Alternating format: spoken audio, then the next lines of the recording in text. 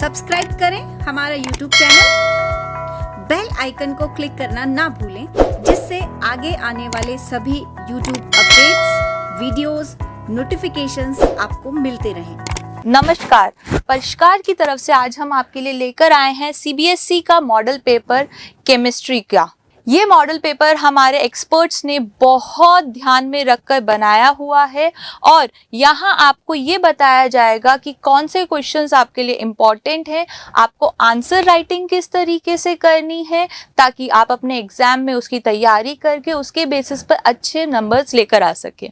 तो इसके बेसिस पर हमारे यहाँ जो 5 सेक्शंस के अंदर पेपर डिस्ट्रीब्यूटेड है। सेक्शन 1 जो है ए सेक्शन, जिसमें 18 मल्टीपल चॉइस क्वेश्चंस आएंगे।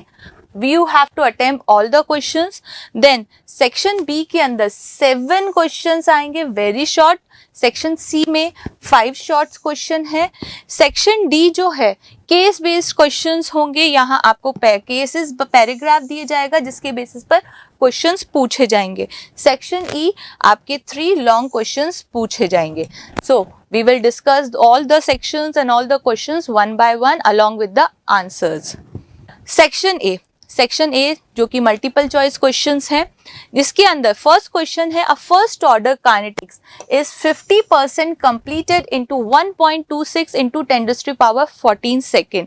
How much would time it will take for the completion of 100%? 1.A options है 1.26 into 10⁻15 second, 2.25 into 10⁻14 second, 2.25 into 10⁻28 and infinity. जैसे कि हम सबको पता है फर्स्ट ऑर्डर काइनेटिक्स कभी के अंदर रिएक्शंस कभी कंप्लीट नहीं होती, तो answer will B D, it's infinity. The reaction will be 100% completed only after infinite time. Which one has the highest paramagnetic among the following ions? तो पैरामैग्नेटिक आयंस कौन से होते हैं जिनमें अनपेयर्ड इलेक्ट्रॉन प्रेजेंट होते हैं? तो have the options: chromium H2O6 +3, copper H2O6 +2, zinc H2O6 +2, iron H2O6 +2. In all these options only the answer is D.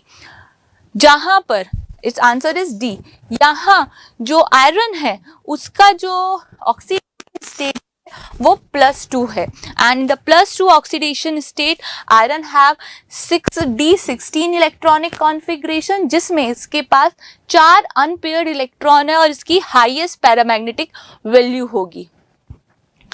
Next है the value of equilibrium constant is a feasible for the feasible reaction is answer is B.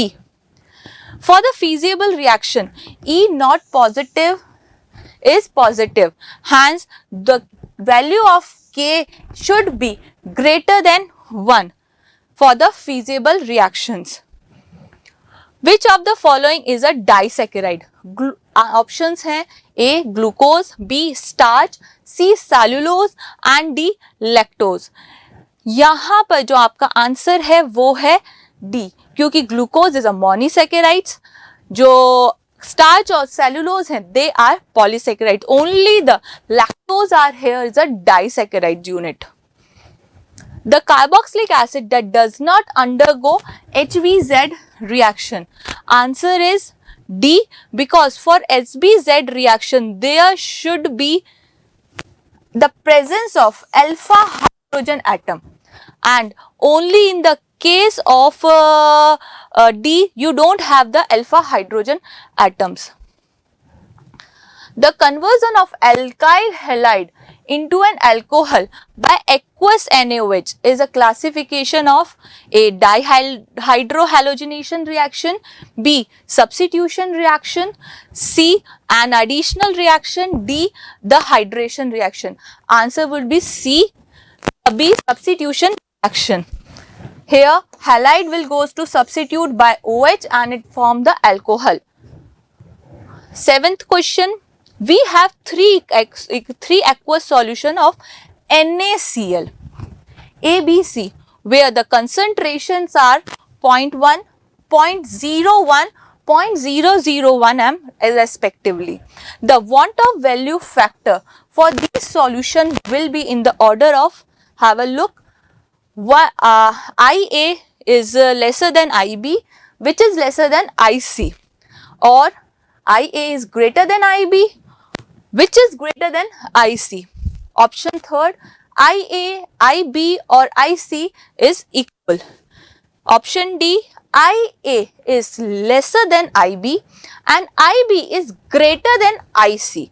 So answer would be here C, because as we all know, NaCl is a strong electrolyte. So whatever it is in the 0.1 m solution, 0.01 or 0.001, it will dissociate completely in all these concentration, and the iota value for all these solutions will be 2. IUPAC name of anisole: methoxybenzene, methyl phenyl ether, methyl toluene and ethoxybenzene. So what is anisole structure? Anisole structure is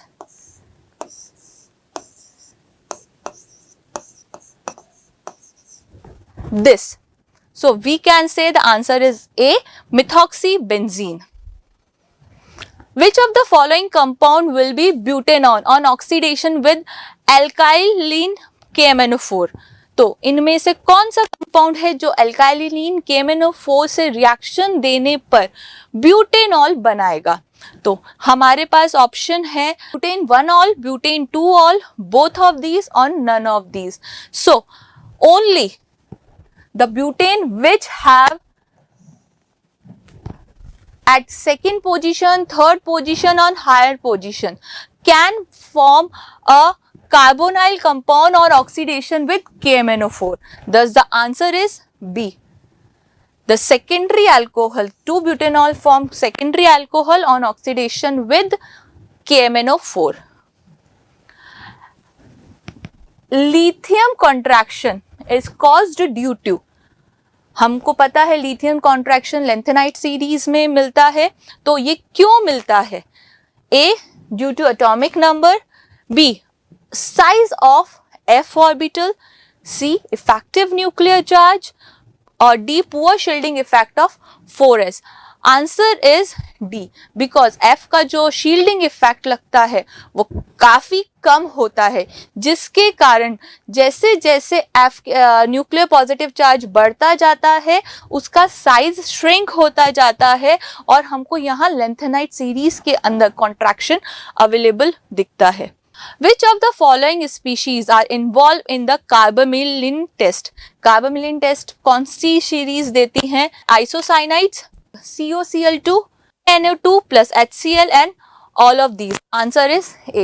Isocyanides forms gives carbalamine test when it's react with chloroform and KOH. Which one is the complementary base of cytosine in an standoff that is in other stand of DNA? Question क्या है? DNA के एक stand के अंदर cytosine है, तो उसके दूसरे स्टैंड के अंदर कॉम्प्लीमेंट्री कौन सी इसमें से स्पीशीज होगी? Adenine, guanine, thymine and uracil. So answer will be guanine.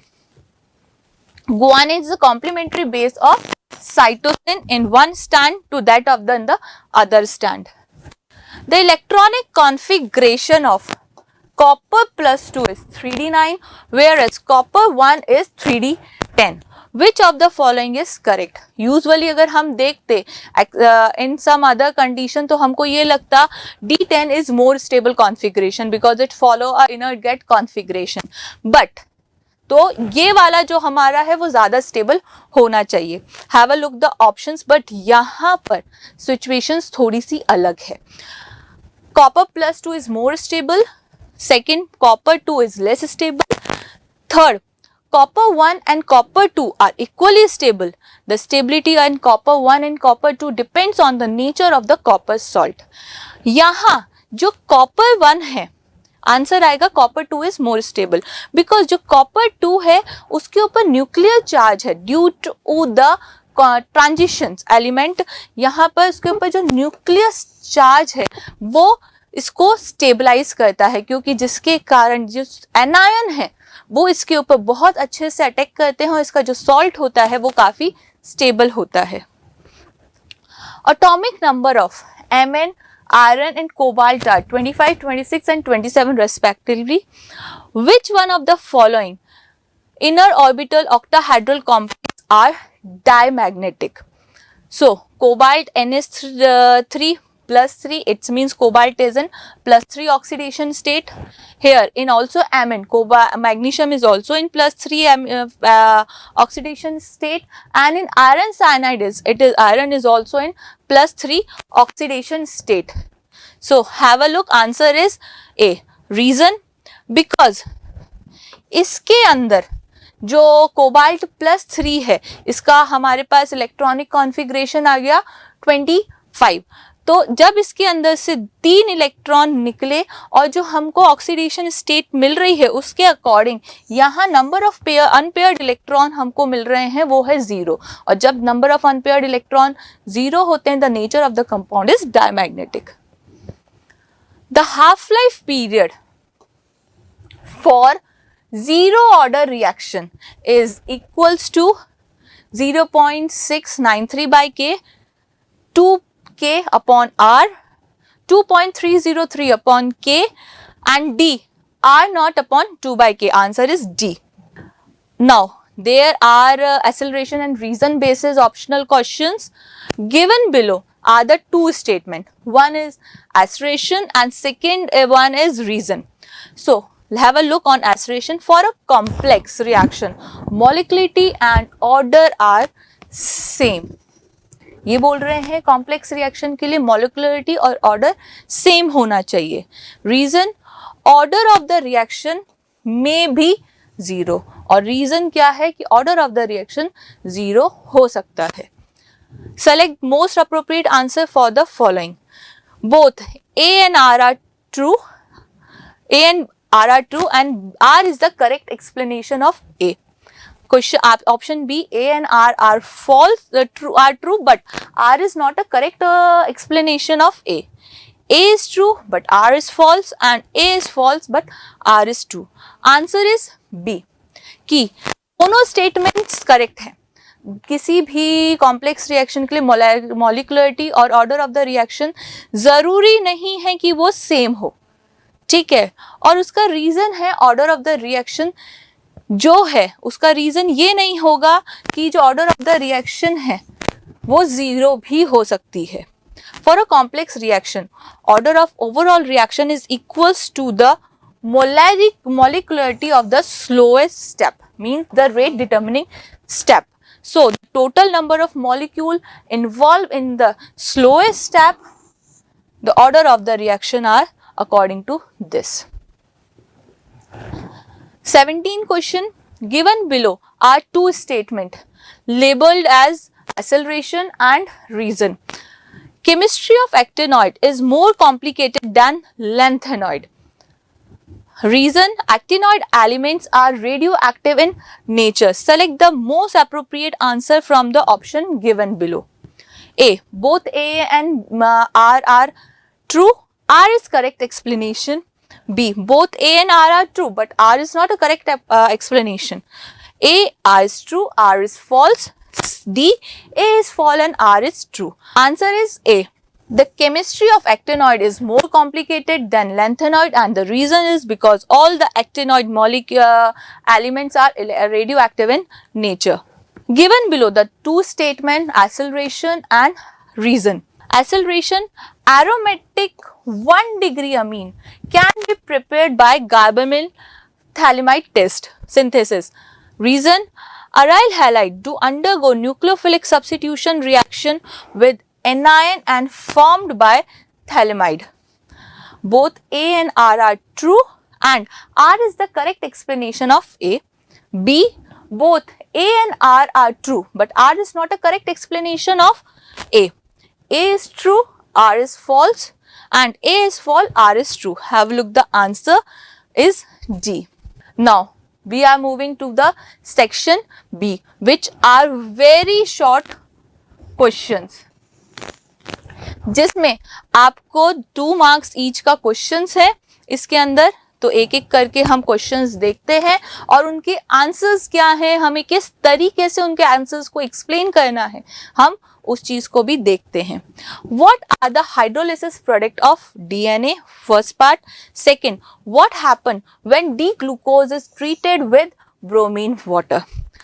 तो आंसर है on hydrolysis of DNA the pentose sugar, phosphoric acid and bases are formed. ठीक है, जब हम डीएनए का हाइड्रोलिसिस करवाते हैं तो हमें पेंटोज शुगर मिलती है, फॉस्फोरिक एसिड्स मिलते हैं और बेसिस मिलते हैं। फिर सेकेंड पार्ट इसका है कि जब डी ग्लूकोज को ब्रोमीन वाटर से ट्रीट किया जाता है तो क्या होगा। On treating the glucose with bromine water only the carbonyl group goes oxidized, so it will form beta gluconic acid. Give reason of the following. Transition element and their complexes act as a catalyst. दूसरा, actinides show irregularity in their electronic configuration. तो first का answer देखते हैं। Transition metal have the ability to absorb many other substrate on their surface and activate them as a result of chemisorption. क्योंकि वो बहुत सारे substrates को अपने ऊपर एब्जॉर्ब कर सकता है chemisorptions के through. Another one thing, transition elements exhibits in the various oxidation state and can change their oxidation state relatively. This makes transition metal atom and compound as a good catalyst. क्योंकि वो different oxidation state show करता है तो वो easily bond बना सकता है और ब्रेकआउट कर सकता है। अनदर वन थिंग, क्योंकि इसकी केमिसॉर्प्शन प्रॉपर्टी बहुत अच्छी होती है इनकी, तो ये इजीली एब्जॉर्ब करके बॉन्ड बनाकर अपनी ऑक्सीडेशन स्टेट चेंज कर सकता है, फिर उसको डीअब्जॉर्ब करके वापस से अपनी प्रीवियस ऑक्सीडेशन स्टेट में आकर कैटलिस्ट की तरह बिहेव कर सकता है। सेकेंड, actinoids shows मतलब irregular in electronic configuration. Electronic configuration of actinoids shows irregularity. इसका रीजन क्या है? The energy of 5f, df, 5f, 6d and 7s orbitals are very close to each other. तो वो एक दूसरे के अंदर easily interconverted होते रहते हैं और एक्टिनॉइड्स जो हैं अपना डिफरेंट इलेक्ट्रॉनिक कॉन्फ़िगरेशन शो करते रहते हैं।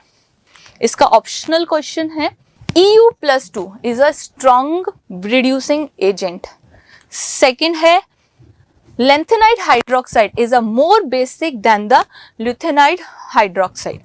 फर्स्ट है जो EU+2 है वो स्ट्रॉन्ग रिड्यूसिंग एजेंट है। तो EU+2 का इलेक्ट्रॉनिक कॉन्फ़िगरेशन होता है 4,7FDX2. On the oxidation, the evaluation of electron takes place. तो ऑक्सीडेशन के कारण ये अपने इलेक्ट्रॉन्स इजीली रिमूव कर सकता है, और अगर ये 2 इलेक्ट्रॉन रिमूव करता है तो ये half filled electronic configuration achieve कर लेता है। इसीलिए ये इजीली अपने 2 इलेक्ट्रॉन निकालता है और as an a reducing agent behave करता है। सेकेंड है, due to lanthanide contraction the size of lanthanide ion decreases regularity and increases in the atomic size. Thus, the covalent character between lanthanide ion and OH increases. So, from D lanthanum to deuterium, the basic character of hydroxide ion goes to decreases. Define order of the reaction. First part ये है और आगे है, right the condition under which bimolecular reaction follow first order kinetics. तो सबसे पहले देखते हैं ऑर्डर ऑफ द रिएक्शन होती क्या है। The sum of coefficient on reacting species involving in the rate equation for the reaction is called the order of the reaction. तो जो भी स्पीशीज रेट इक्वेशन में के ड्यूरेशन पे रेट डिटर्मिनिंग स्टेप के अंदर पार्टिसिपेट कर रही हैं, उन सब का समेशन जो होता है कोफिशिएंट्स का, वो ऑर्डर ऑफ द रिएक्शन कहलाती है। बट समटाइम हम ये देखते हैं कि बायोमोलिकुलर रिएक्शंस हैं, हम लोग रिएक्शन लिखते वक्त तो वहां पर 2 मॉलिक्यूल लिख रहे हैं या कोफिशिएंट्स हैं वो 2 लिख रहे हैं, लेकिन उसकी ऑर्डर ऑफ द काइनेटिक 1 ही है। ऐसा क्यों होता है? तो उस सिचुएशन का मतलब ये होता है under which the biomolecular reaction follow first order reaction, जब उनमें से when one reactant is taken in the large excess, कोई एक रिएक्टेंट है वो लार्ज एक्सेस में लिया जाता है और उसकी कंसंट्रेशन को हम लोग नेग्लेक्ट कर देते हैं ड्यू टू उसमें बहुत थोड़ा सा चेंजेस आता है, हमको दिखता ही नहीं है कि चेंजेस इफेक्टिवली हो भी रहा है या नहीं हो रहा, तो हम समझते हैं उसकी कंसंट्रेशन में कोई चेंजेस नहीं हो रहा और वो रिएक्शन केवल एक रिएक्टेंट की कंसंट्रेशन पे इफेक्ट कर रही है, इसलिए वो फर्स्ट ऑर्डर काइनेटिक फॉलो करती है। इसका ऑप्शन क्वेश्चन है, first order reaction shows that the time required for 99% completion of first order reaction is twice the time required for the completion of 90% reaction। तो हमको यहाँ पर क्या ये शो करना है, केवल प्रूफ करना है कि अगर कोई reaction first order kinetic follow कर रही है, वो 99% उसने रिएक्शन कंप्लीट कर ली है, तो उसके बीच में और जो रिएक्शन 90% टाइम उसने कंप्लीट करी है उनके जो वैल्यूज हैं टाइमिंग की, तो उनमें क्या रिलेशंस आ रहा है। तो जो हमारी फर्स्ट ऑर्डर रिएक्शन है उसकी टाइम इक्वेशन ये होती है। अब अगर हम 99% की बात करें तो 2.303 के दोनों के अंदर सेम है, कांस्टेंट है। ए इनिशियल कंसंट्रेशन जो 100 जाएगी for the 99%, A minus x की वैल्यू 1 होगी। टी हमारा जो 99 है परसेंट का है वो हमारा हो जाएगा 4.606 अपॉन के। सिमिलरली अगर हम टी 90% कैलकुलेट करते हैं तो 2.303 अपॉन के दोनों में कॉमन रहेगा, लॉग ए इनिशियल कंसंट्रेशन है दोनों की 100%। अब a माइनस एक्स, यहाँ पर a 100 और x हो गया हमारा 90, तो a माइनस एक्स की वैल्यू हो जाएगी 10, तो हमारी T90 हो गई 2.303 बाय के।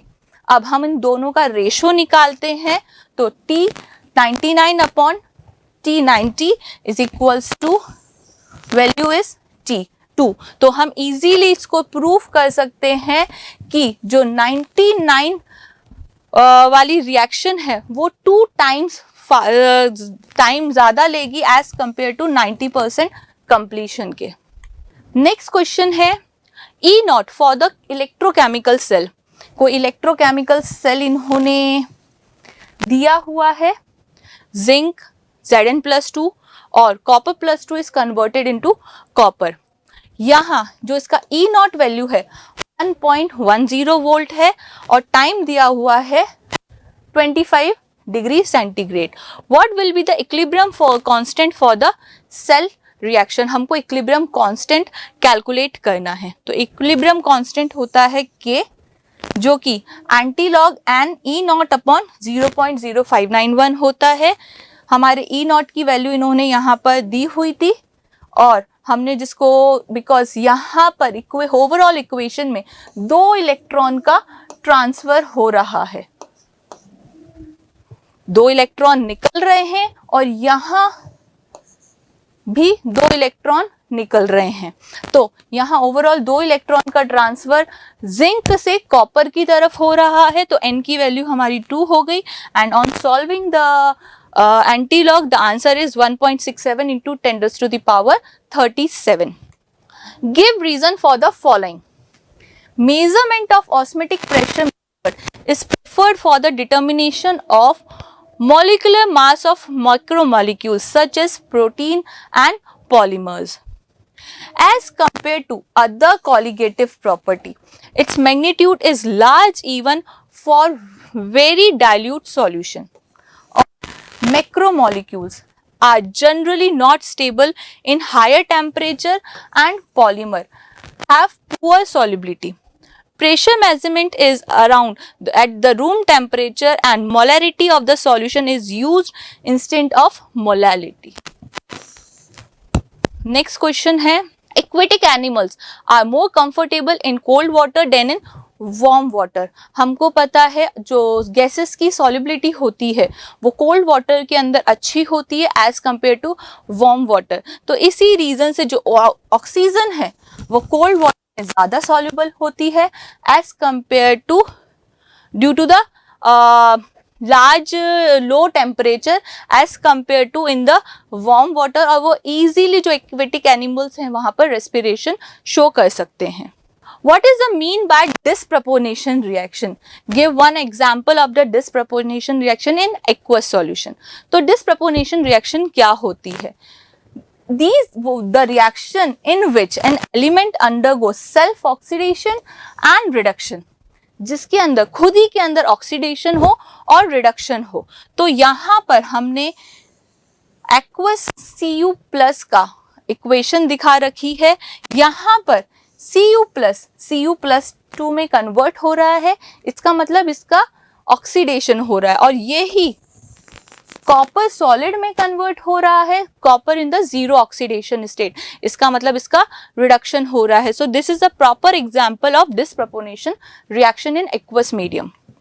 Right this reaction showing the presence of the following in the open structure of glucose.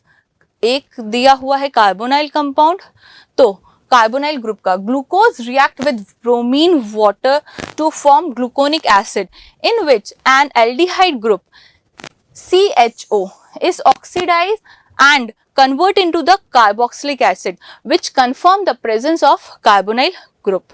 यहाँ पर है ये जो ग्लूकोज है कार्बोनाइल का, जब हमने इसके ब्रोमीन वाटर से रिएक्शन करवाई तो इसका ऑक्सीडेशन हुआ और इट्स कन्वर्ट इनटू ग्लूटानिक एसिड, जिससे हमको ये कंफर्मेशन मिलता है कि ग्लूकोज के ओपन चेन स्ट्रक्चर के अंदर एक कार्बोनाइल फंक्शनैलिटी प्रेजेंट है। नेक्स्ट है straight chain with 6 carbon atoms. अब हमको जब हमने ग्लूकोज का स्ट्रक्चर प्रेडिक्ट किया था तब हमको ये नहीं पता था कि ग्लूकोज के स्ट्रक्चर में 6 कार्बन एटम्स होते हैं और वो स्ट्रेट चेन के फॉर्म में अवेलेबल होते हैं। तो वो कैसे पता लगा?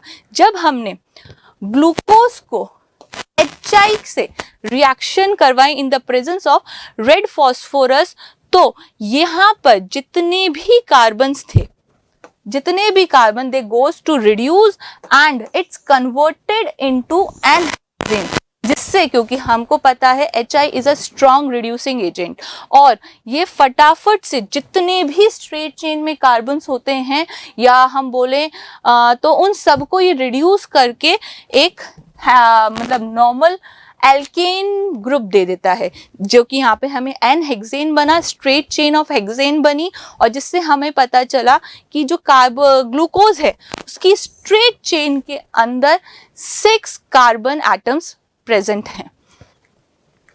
नाउ सेक्शन सी, इसमें 5 क्वेश्चंस होंगे जिसमें हर क्वेश्चन 3 मार्क्स का होगा, और यहाँ किन्हीं 2 क्वेश्चंस के अंदर इंटरनल चॉइस अवेलेबल होगी। इस सेक्शन का question first and question number 26 of your paper. Define crystal field splitting energy. Crystal field splitting energy क्या होती है? On the basis of CFT write the electronic configuration for D4 अगर pairing energy ज्यादा हो as compare to splitting energy. तो the difference in energy between the 2 sets of d orbital T2g and EG caused by the splitting of degenerate level due to the presence of ligand in definite geometry, इसको हम बोलते हैं crystal field splitting.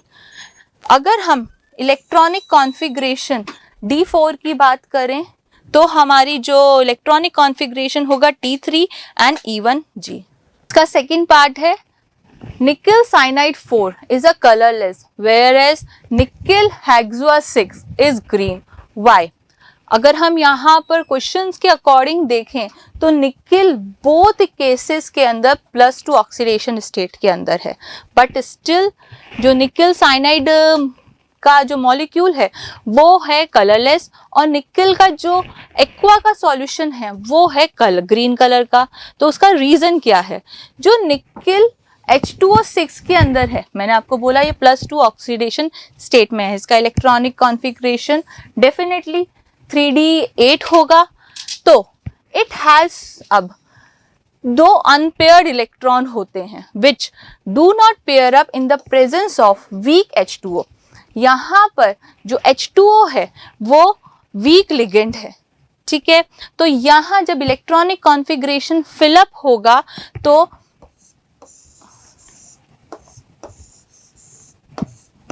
इस तरीके से electron fill up होंगे 1 2 3 4 5 6 7 और 8, दो अनपेयर्ड इलेक्ट्रॉन यहाँ पर प्रेजेंट होंगे जिसके कारण ये कलर शो करेगा। जबकि बात है निकल साइनाइड 4 के अंदर, यहाँ पर इसका जो स्ट्रक्चर जाएगा वहां पर भी इलेक्ट्रॉन 8 ही हैं, लेकिन due to the cyanide the unpaired electron in 3D जो के अंदर जो 8 इलेक्ट्रॉन्स हैं वो पेयर अप हो जाते हैं। कैसे? अगर मैं निकल साइनाइड की बात करूं तो यहाँ पर भी हमको फिल 8 ही इलेक्ट्रॉन करने हैं, लेकिन यहाँ जो 8 इलेक्ट्रॉन फिलअप होंगे उनमें ये जो इलेक्ट्रॉन है वो पेयर अप हो जाएंगे, जिसके कारण जो मॉलिक्यूल होता है वो कलरलेस होता है। Arrange the following in increasing order of the basic strength. तो हमको इन अमीन्स को बेसिक बेस के इंक्रीजिंग स्ट्रेंथ के अंदर हमको एक्सप्लेन करना है। तो base strength is ability of denote the lone pair. जो बेस जितनी इजीली लोन पेयर डोनेट करता है वो बेस उतना अच्छा होता है। तो अब यहाँ due to the inductive effect of C2H5, C2H5 का जैसे जैसे इंडक्टिव इफेक्ट के कारण जो नाइट्रोजन के ऊपर प्रेजेंट लोन पेयर है वो इजीली अवेलेबल होगा। इसका मतलब जैसे जैसे C2H5 का नंबर बढ़ता जाएगा वैसे वैसे जो बेस की स्ट्रेंथ है अमीन की वो इंक्रीज होती जाएगी। इसीलिए टर्शरी अमीन के अंदर बेस की सबसे ज्यादा स्ट्रेंथ होती है, सबसे ज्यादा बेसिक, फिर then secondary and then primary amines. Next question है, यहाँ पर भी कुछ अमीन दिए हुए हैं और हमको उनकी पीके भी वैल्यू के अकॉर्डिंग में के इंक्रीजिंग ऑर्डर में अरेंज करना है। तो जो पीके भी वैल्यूज होती है, जो बेसिक नेचर होता है उसके अपोजिट होती है। इसका मतलब जितना ज्यादा बेसिक नेचर उतनी कम पीकेबी वैल्यू। तो जो जितना ज्यादा बेसिक होगा उसकी उतनी कम पीकेबी वैल्यू होगी। अब हम यहाँ पर देखें, ये एरोमेटिक अमीन है और यहाँ भी एरोमेटिक अमीन है।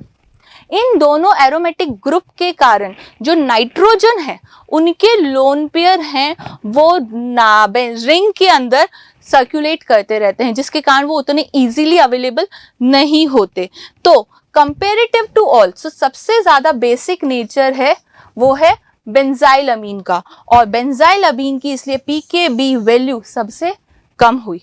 अब हम इन दोनों में कंपेयर करें, इनमें ये प्राइमरी अमीन है और ये सेकेंडरी अमीन हुई। तो ड्यू टू द CH3 इसका बेसिक नेचर एनिलीन से ज्यादा होगा और इसीलिए इसकी पीकेबी वैल्यू एनिलीन से कम होगी। तो ऑर्डर विल बी दिस।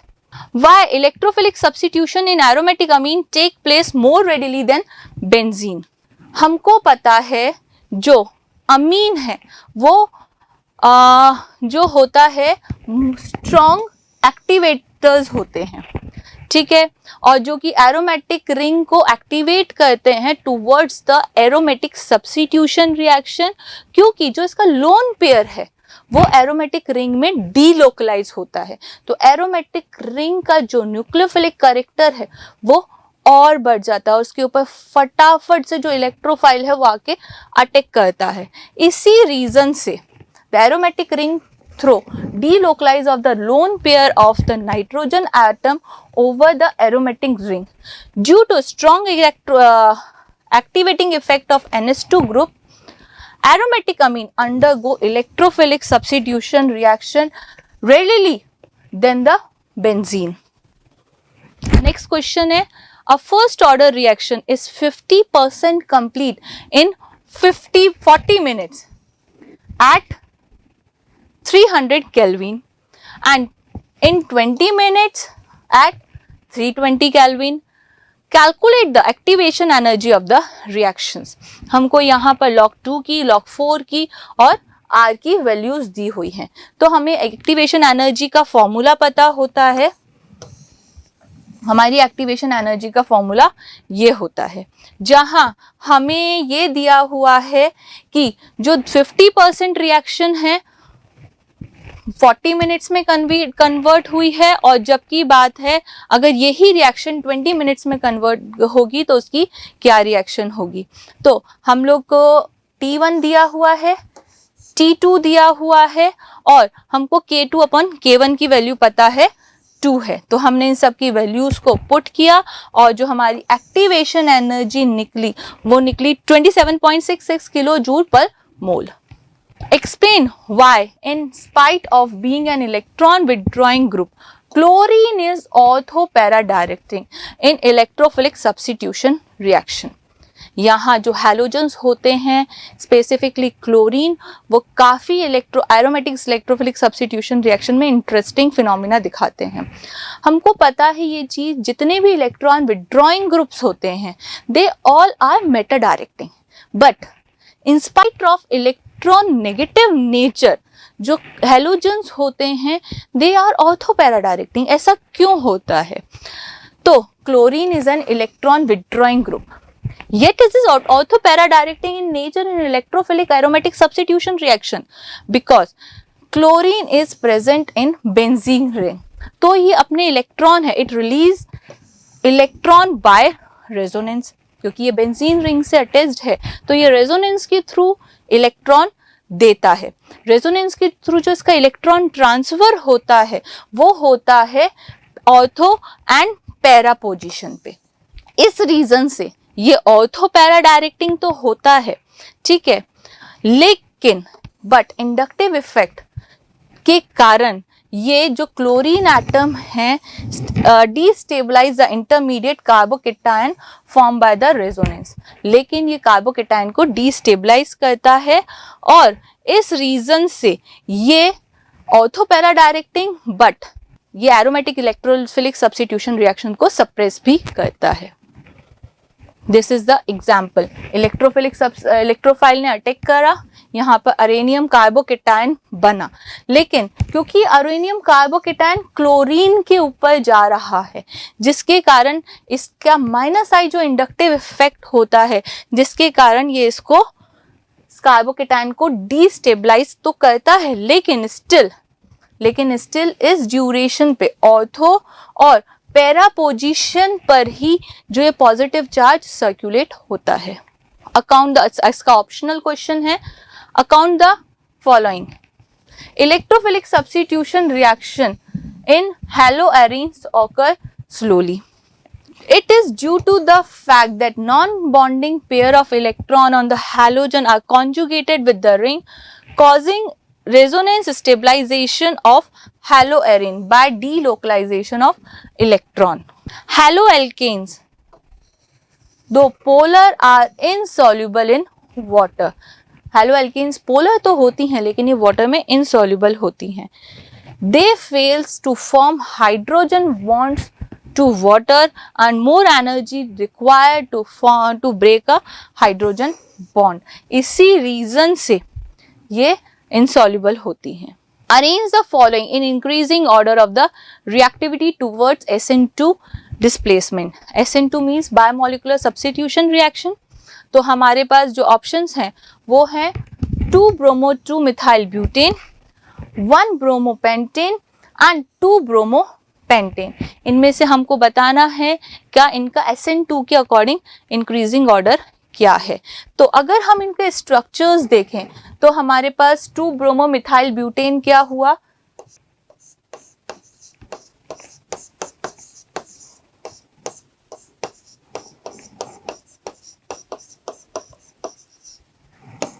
ये हमारा है 2-bromo-2-methyl butane।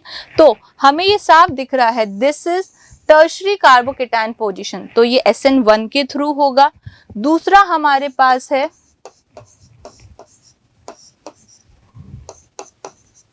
2-bromopentane, यहाँ जो कार्बोकेटायन बनेगा वो सेकेंडरी बनेगा।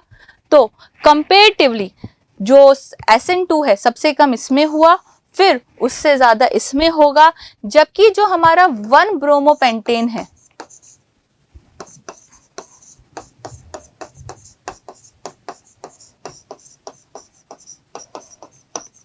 ये 1 डिग्री कार्बोकेटायन बनाएगा।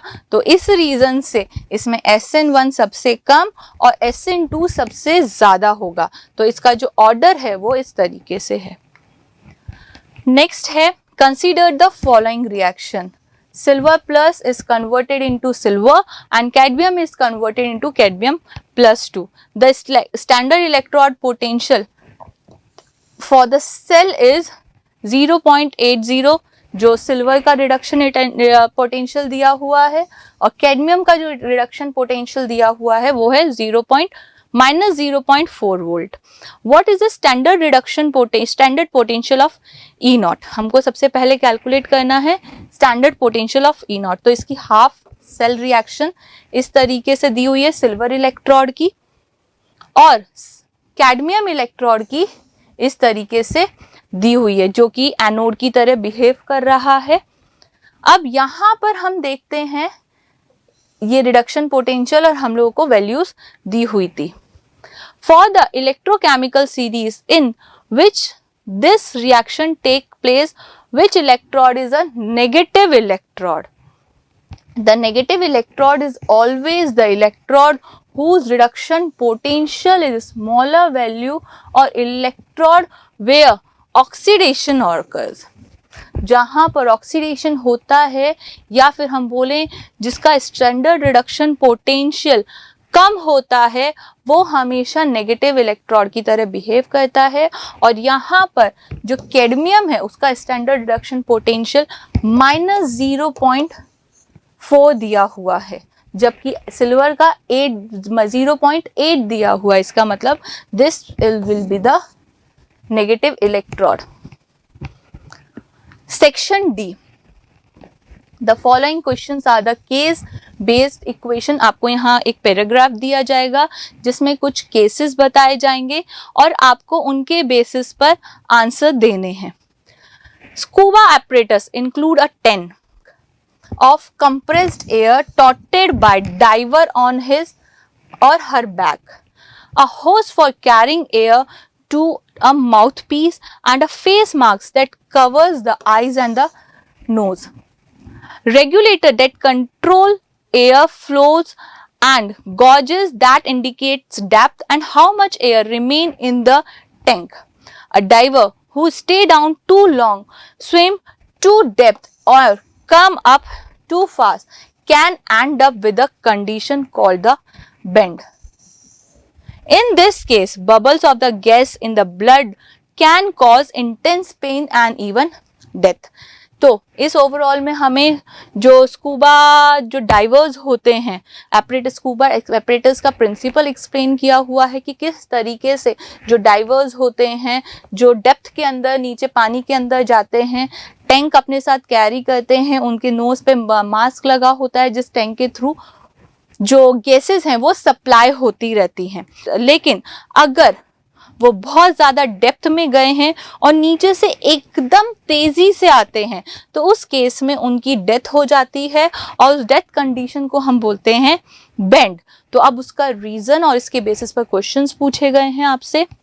तो what is the cause of bend, कि बेंड होता क्यों है, हम इसको बताएं। तो bend is cause due to the formation of nitrogen bubble, क्योंकि जो नाइट्रोजन बबल बनते हैं in the blood of scuba diver which blocks the capillaries, जो कि हमारी कैपिलरीज को ब्लॉक कर देते हैं और हम प्रॉपरली हमारा ब्लड सर्कुलेशन नहीं होता और हम रेस्पिरेशन नहीं कर पाते। What effect caused by increasing in the temperature on the solubility of the gas, कि अगर टेम्परेचर इंक्रीज किया जाए तो solubility of the gas पे क्या फर्क पड़ेगा। तो solubility of gases in liquid decreases with increasing in the temperature। अब यहाँ पे हेनरी लॉ पूछा गया है। Henry law is a gas law which state that the amount of gas that is dissolved in a liquid directly proportional to the partial pressure of the gas above the liquid when the temperature is kept constant। इसी के basis पर जो हमें पहले paragraph दिया हुआ था, उसी के बेसिस पर यहाँ पे सेकेंड क्वेश्चन पूछा गया है और वो आपके ऑप्शन में है explain the chemistry behind the cause of bend in scuba diver, कि स्कूबा डाइवर का जो बेंड के कारण डेथ होती है उसके पीछे क्या केमिस्ट्री है। Scuba diver must cope with a high concentration of dissolve gas while breathing air at the high pressure underwater. Increase the pressure, increase the solubility of the atmospheric gases in the water. When diver comes towards surface, the pressure gradually decreases. So the solubility of the dissolved gas goes to decreases and the gas release out. Solubility कम होती जाएगी और gas बाहर आती जाएंगी. Lead the formation of the bubble of nitrogen in the blood, जिसके कारण blood में नाइट्रोजन गैस की बबल्स बनेंगी और जो कि कैपिलरीज को ब्लॉक करेंगी और जिसके कारण बेंड क्रिएट होगा और डेथ की सिचुएशन आ जाएगी. Next 32 question, again one conditional paragraph दिया हुआ है. पहले हम उसको समझते हैं और उसके अकॉर्डिंग दिए हुए क्वेश्चंस को सॉल्व करते हैं.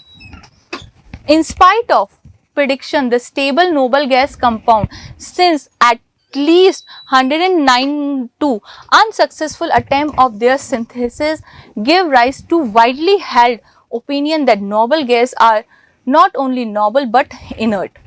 जब सबसे पहले 1902 से पहले 1962 से पहले हम लोग सब ये समझते थे जो नोबल गैसेस होती हैं वो इनर्ट होती हैं क्योंकि उनके कोई भी कॉम्प्लेक्सेस डिस्कवर नहीं थे. It was until in 1962 this dogma was scattered when Bartlett इन्होंने कनाडा के अंदर first stable noble gas compound xenon platinum fluoride इन्होंने डिस्कवर किया, जिसने की सारी जो केमिस्ट्री है उसका जो ट्रिगर है वो इजीली यहाँ इनके कंपाउंड्स के ऊपर जो नोबल गैस के कंपाउंड्स हैं उनकी तरफ मतलब डाइवर्ट किया. Within a short time period many new xenon radon and krypton compounds were prepared and characterize. कुछ ही सालों के अंदर जिनॉन रिडॉन और क्रिप्टॉन के बहुत सारे कंपाउंड बनाए गए और उनको करेक्टराइज करा गया. Discovery of septal group that more than one xenon atom can attach itself to a metal atom, which in the case of gold lead to surprisingly stable bond. यहाँ पर इन्होंने ये बताया जिनॉन एटम है वो केवल एक ही नहीं बहुत सारे एटम भी किसी कंपाउंड के अंदर मेटल के साथ बॉन्ड बना सकते हैं. तो इन्होंने ये कॉम्प्लेक्स बताया जहां पर 4 जिनॉन के एटम्स एक गोल्ड के सिल्वर के एटम्स के साथ स्क्वायर प्लेनर अरेंजमेंट के अंदर थे, जहां पर बॉन्ड लेंथ जो थी वो 274 ppm थी. This discovery provides not only the first example of multi-xenon ligand but also represent the first strong metal-xenon bond. Answer the following. What is the hybridization of AU xenon 4? तो यहाँ जो hybridization होगा वो होगा sp3. Why noble gases are inert in nature? Noble gases are inert in nature because their outermost shell का जो octet होता है वो complete होता है, so they don't need to react any other gas compounds. Why xenon form compound with fluoride and oxygen only? Xenon fluoride और oxygen के साथ ही क्यों कंपाउंड बनाते हैं? Xenon form only compound with more electronegative atom due to its high ionization enthalpy. Fluorine and oxygen are most electronegative and very reactive. That's why xenon only reacts with fluoride and oxygen.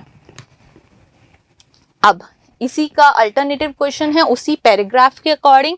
Explain the chemical properties of noble gas. In noble gas are least reactive, सबसे कम reactive होती है.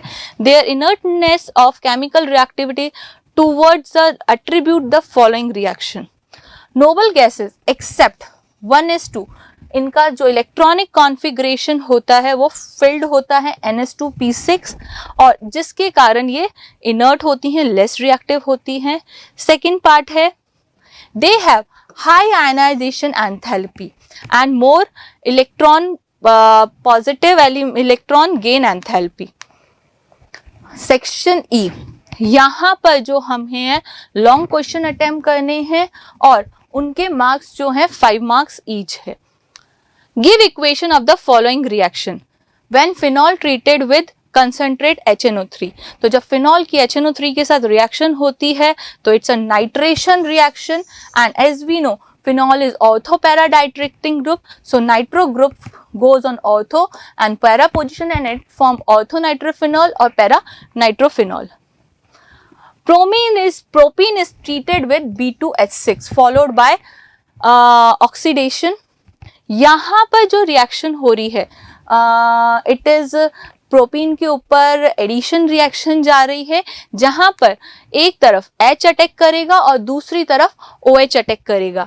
यहाँ जो B2H6 हमारा है ये dissociate होता है सबसे पहले BH3 में और जो आयन देता है BH2 प्लस और H माइनस. हमको पता है प्रोपीन जो एल्कीन है वो देखती है इलेक्ट्रोफिलिक एडिशन रिएक्शन, तो पहले इसके ऊपर इलेक्ट्रोफाइल अटैक करता है and according to the Markovnikov rule जहां हाइड्रोजन का नंबर ज्यादा तो ये यहाँ अटैक करेगा और जो इसका न्यूक्लियोफाइल है उसने दूसरे कार्बन सैचुरेशन के डबल कार्बन पे अटैक करा. अब now this bromine can react, this borane can react with more two alkenes और इस तरीके से ये ट्राई अल्काइल बोरेन बनाती है जो कि पर ऑक्साइड की प्रेजेंस में फर्दर ऑक्सीडाइज होकर प्रोपेन 1 ऑल देती है.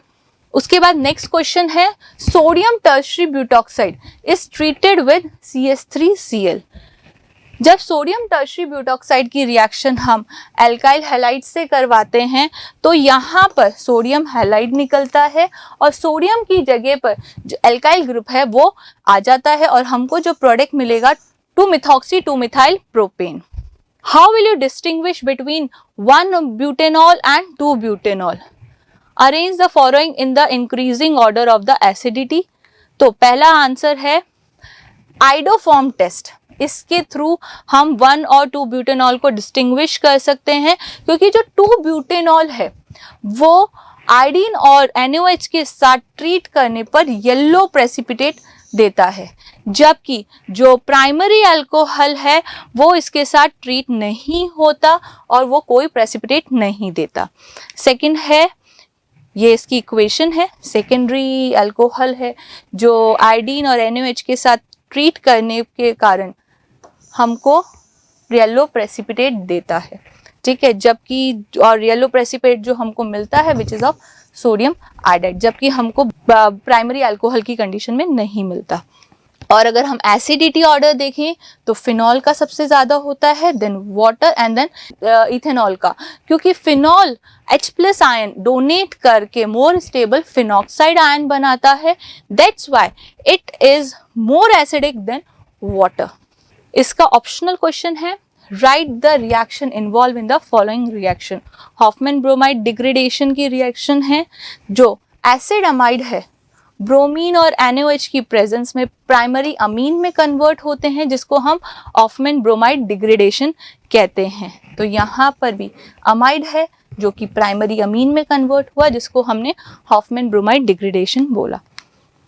डायजोटाइजेशन, यहाँ पर जो एरोमेटिक अमीन्स हैं वो NaNO2 और HCl की प्रेजेंस में रिएक्शन करके डाइजोनियम सॉल्ट बनाते हैं और इस रिएक्शन को हम डायजोटाइजेशन रिएक्शंस कहते हैं.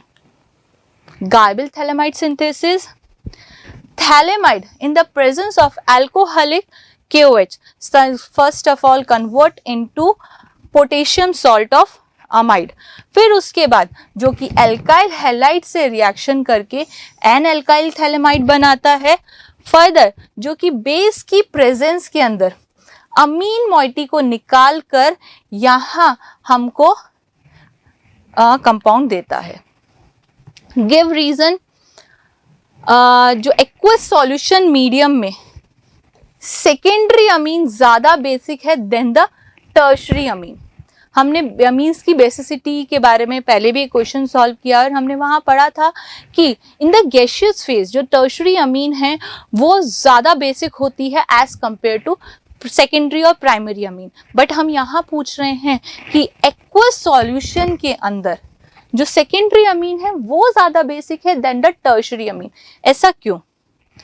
Secondary amine salt form more soluble than tertiary amine due to the inductive effect and higher degree of hybridization energy. Therefore, higher the stability of the salt, greater will be the reactivity of corresponding compound. यहाँ इसका answer दिया हुआ है equation के through, जो कि amines है वो इजीली यहाँ पर रेडिबली सॉल्ट बना लेती है, जबकि जो 3 डिग्री अमीन है वो यहाँ सॉल्ट बनाने में थोड़ा सा प्रॉब्लम आती है due to the inductive effect and as well as steric hindrance. तो इसकी जो सॉल्ट फॉर्मेशन है वो लेस रहता है और इस रीजन से ये लेस बेसिक होता है। Aromatic diazonium salt are more stable than aliphatic diazonium salt, क्योंकि एरोमेटिक डाइजोनियम सॉल्ट के अंदर जो पॉजिटिव चार्ज होता है वो बेंजीन रिंग के ऊपर डिस्पर्स होता रहता है, जिसके कारण जो एरोमेटिक डाइजोनियम सॉल्ट है वो ज़्यादा स्टेबल की स्टेबिलिटी इंक्रीज होती है, जबकि एलिफेटिक डाइजोनियम सॉल्ट में ऐसा कोई रेजोनेंस नहीं मिलता और ये कंपेरेटिवली एरोमेटिक डाइजोनियम सॉल्ट के लेस स्टेबल होता है। यहाँ एरोमेटिक डाइजोनियम सॉल्ट के अंदर रेजोनेंस बताया हुआ है। ये जो रिंग के इलेक्ट्रॉन है ये पॉजिटिव डाइजोनियम कंपाउंड की तरफ मूव करते हैं और इसके ऊपर जो पॉजिटिव चार्ज है वो इजीली डिस्पर्स हो जाता है। A first order reaction 50% complete in 30 minutes at 300 Kelvin or in 10 minutes at 320 Kelvin. Calculate the activation energy और R की वैल्यू दी हुई है। तो यहाँ हमें दिया हुआ है टी हाफ, इन्होंने बोला हुआ है 0.93, जो कि हमने इसको जब कैलकुलेट करा तो हमें इस पास इसकी वैल्यू आई हुई है। ठीक है, तो हमने इसका टी हाफ हमारे पास था, K1 हम कैलकुलेट करें तो टी हाफ की वैल्यू हमारे पास 30 है, तो K की वैल्यू हमारे पास ये आ गई। जबकि 320 डिग्री केल्विन के ऊपर अगर हम K कैलकुलेट करेंगे तो हमारे यहाँ K की वैल्यू ये आती है। अब अगर हम Ks की वैल्यू और टेम्परेचर्स को अगर अरेनियस इक्वेशन में पुट करते हैं तो we can calculate the activation energy. तो K2 बाय K1 यहाँ हमने वैल्यूज पुट करी, E0 T's की वैल्यू पुट करी। इन सबको पुट करने के बाद जो हमें एक्टिवेशन एनर्जी मिली वो मिली 43.85 किलो जूल पर मोल। Write the two conditions for the collision or to be an effective collision. Two conditions for effective collision: the reactant molecule must attain significant energy to break chemical bond. Second है the reactant molecule must have proper orientations.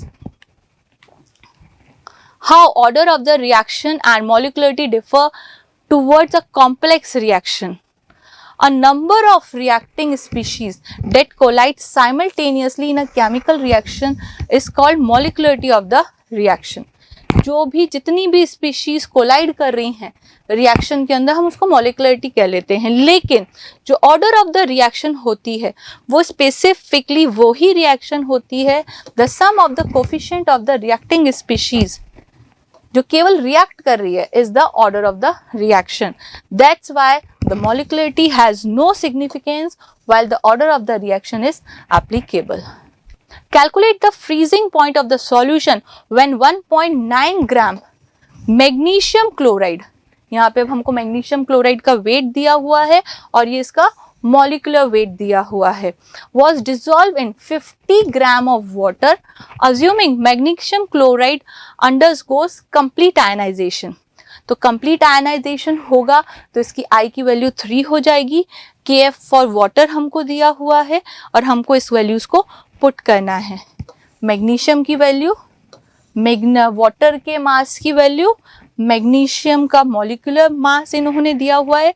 हमने जब values को put किया तो हमको m की value मिली, और जब हमने i kf हमको जो दिया हुआ है वो और m की वैल्यू इसके अंदर हम पुट करेंगे तो हमको यहाँ पर जो फ्रीजिंग पॉइंट है सॉल्यूशन का वो मिलेगा। तो हमने जब वैल्यू पुटअप की तो हमको ये डेल TF ये मिला, और जो आगे जाकर हमने TF कैलकुलेट करा तो ये वैल्यूज TF नॉट हमको पता है 273.15 होता है, और उसमें से हमने जब डेल TF डिक्रीज करा तो TF की वैल्यू हमारी 270.918 आई। Out of 1m glucose and 2m glucose, which one have higher boiling point and why? 2m glucose, because more will be the concentration, molarity, more will be the evaluation in the boiling point. तो definitely 2m glucose की जो boiling point होगा वो ज़्यादा होगा। What happened when the external pressure applied becomes more than the osmotic pressure? क्या होगा जब जो अप्लाइड एक्सटर्नल प्रेशर है वो ऑस्मोटिक प्रेशर से ज़्यादा हो जाएगा, तो वो उस केस में रिवर्स ऑस्मोसिस की प्रोसेस हेल्ड होगी। ऑप्शन क्वेश्चंस हैं, when 0.2 gram sulphur was dissolved in 100 gram of caesium chloride. तो यहाँ हमारा सॉल्यूट है सल्फर और हमारा सॉल्वेंट है caesium sulphide. The freezing point lowered by, lower in the freezing point हमें वैल्यू दी हुई है, और हमें फॉर्मूला कैलकुलेट करना है सल्फर का। हमको यहाँ KF वैल्यू भी दी हुई है और हमको यहाँ सल्फर का एटॉमिक मास दिया है। अगर हम सल्फर का मॉलिक्यूलर मास कैलकुलेट कर लें और उसको एटॉमिक मास से डिवाइड कर दें तो हमको सल्फर का फॉर्मूला पता चल जाएगा। तो सबसे पहले हमको यहाँ पर जो फ्रीजिंग टेम्परेचर है उसके थ्रू हमको मॉलिक्यूलर मास निकालना है सल्फर का। तो हमने वैल्यूज पुट करी, तो ये हमारे वेट ऑफ सॉल्यूट हो गया, ये हमारे वेट ऑफ सॉल्वेंट हो गया। तो हमने इन सब की वैल्यूज जब पुट करी तो हमें सल्फर का मॉलिक्यूलर मास मिला 256, जिसको हमने जब एटॉमिक मास से डिवाइड किया तो हमको सल्फर के नंबर मिले कि उस मॉलिक्यूल में सल्फर के कितने नंबर थे। तो दिस इज 8, तो सल्फर का S8 वाला मॉलिक्यूल का हम बात कर रहे हैं। This is the last question. Blood cell are isotonic with 0.9% sodium chloride solution. What happen if we place the blood cell in the solution containing 1.2% sodium chloride solution? अब यहाँ पे बोला है कि अगर हमने किसी ब्लड सेल को का जो प्रेशर है वो सेम रहता है 0.9% वाले के। अब अगर हमने उसको 0.2% वाले सोडियम NaCl के सॉल्यूशन में रख दिया तो क्या हुआ? इसका मतलब यहाँ पर कंसंट्रेशन का डिफरेंस आएगा, और हम लोग ये देख सकते हैं वाटर जो है वो आउटर साइड मूव करेगा, जिसके कारण ब्लड सेल श्रिंक हो जाएगी। It's a reverse osmosis. अब अगर हम दूसरा है, अगर उसको 0.4% सोडियम क्लोराइड के सॉल्यूशन में रखते हैं तो इसका मतलब वाटर सॉल्यूशन अंदर जाएगा और हमारी जो ब्लड सेल है वो स्वेल हो जाएगी। Water will enter into the blood cell and hence the blood cell will swell. So ये हमारा CBSE का मॉडल पेपर फर्स्ट था। अब हम वापस से आएंगे आपके लिए कुछ नया, आपके लिए कुछ यूजफुल लेकर। तो परिष्कार की तरफ से धन्यवाद।